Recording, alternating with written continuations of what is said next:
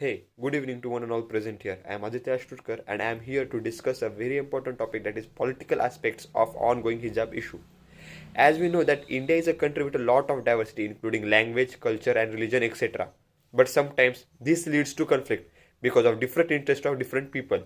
And to represent these people there are several political parties which raise their voice when needed. This all started when six female students belonging to a government PU college for girls in Udupi were not allowed to attend a class wearing hijab. Then students protested against it. Udupi BJP MLA Raghupati Bhatt, who heads the college development committee, held a meeting with parents and other stakeholders. He told students to follow the dress code in the classroom and wear the uniform. But these six students chose to stay away from the classroom. They filed a writ petition in the High Court and also approached Human Rights Commission. This was a time when political parties saw their interest and jumped into this issue. This issue got more attention due to the ongoing election in the five states. Each and every political party is using this and polarizing people and using this in their own favor. The Congress MLA Zamir Ahmed said, "Today the rape are highest in our country. The reason for this is because several women are not wearing hijab." Going on further with his shocking logic, he said that girls should not show their beauty after an age. Reacting to this, Karnataka Home Minister strongly opposed and said that people can wear whatever they want and it is the only school that they have to wear the uniform. Then again another Congress leader Rahul Gandhi said that by letting students hijab come in the way of their education, we are robbing the future of the daughters of India. And further, he also quoted that Ma Saraswati gives knowledge to all and she doesn't differentiate between anyone. Another Congress leader Priyanka Gandhi tweeted that whether it's a bikini, a ghungat, a pair of jeans or a hijab, it's a woman's right to decide what she wants to wear. This is guaranteed by our Indian constitution. Stop harassing women. And lastly, she also used a hashtag which she was using in the all UP election rallies. That is ladki hu to lad sakti hu.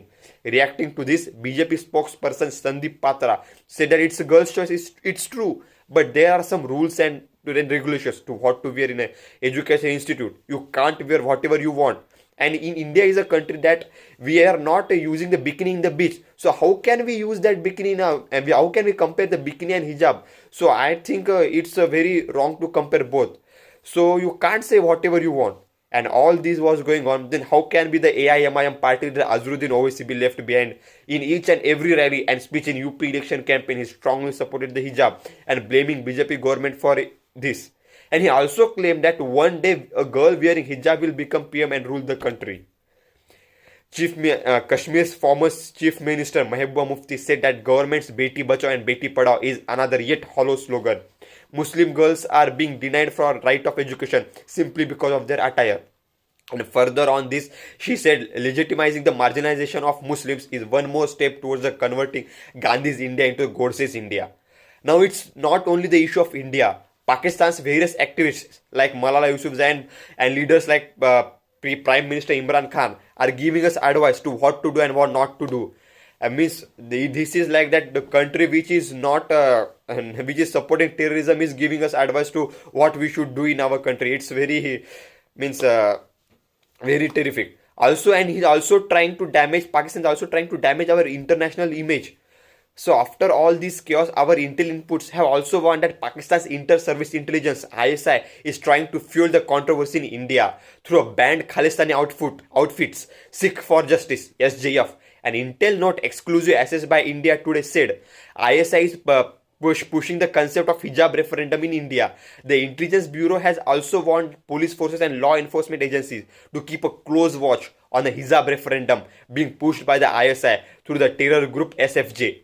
Some anti-India elements might join the chorus of Sikh for Justice, Chief Gurupant Singh Panno's in organization, the hijab referendum and celebrating the concept of Urdustan. The intel inputs have warned. The intel note issued on Friday said that SFJ has called upon Muslims in India to start a hijab referendum movement. Carefully listen, this means the SFJ has called upon the hijab referendum movement to carve out Urdustan in the areas of Rajasthan in the east, west and Delhi, UP and Bihar and West Bengal in the east. The note also flagged that SFJ chief in a video message addressed Indian Muslims and tried to provoke them. SFJ Council also assured Muslims of India that SFJ will organize and fund the referendum movement to create a Urdustan in India. Some screenshots and images of all the online registration platform for hijab referendum have also gone viral on social media platforms. Guru Singh Panno's speech is also being used in attempt to spread religious disharmony in the country. Then after all this going on, our Prime Minister Narendra Modi reaches out to the Muslim women amid ongoing hijab row in Karnataka. PM Modi accused the opposition of instigating Muslim women for their political gains. He claimed that opposition party are unnerved by the support he is getting from the Muslim movement. He freed the Muslim movement from the shackles of oppression by abolishing the triple talaq. PM Modi claimed that attempts are being made to prevent the progress and development of Muslim movement and advised them to not to come in the influence of some social anti elements. And he also promised that Indian government is with them in every situation. Now lastly, I want to ask every person in India, is our religion more important than India? Is our religion more important than our education? I just want to ask this question. Please answer me this question. And there were various protests in the many parts of India, and violence was also seen in some parts of India like Bengal.